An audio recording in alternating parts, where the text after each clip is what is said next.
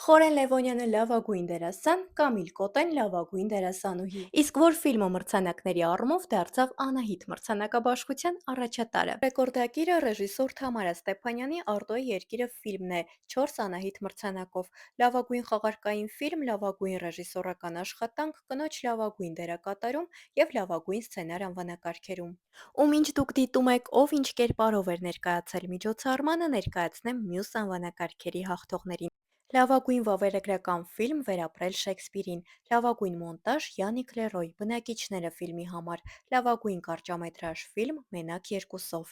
Լավագույն հնչյունային ձևավորում անվանակարգում հաղթեցին Արման Ավետիսյանը, Տիգրան Կուզիկյանը, Հարութ Քոթանջյանը «Բախտի տերը» ֆիլմի համար, լավագույն նկարչական ձևավորում Արմեն Ղազարյան, Մեդալի հակառակ կողմը ֆիլմի համար, լավագույն երաժշտություն Արմեն Մարտիրոսյան, Վազգեն Վերջին սպարապետը ֆիլմի համար։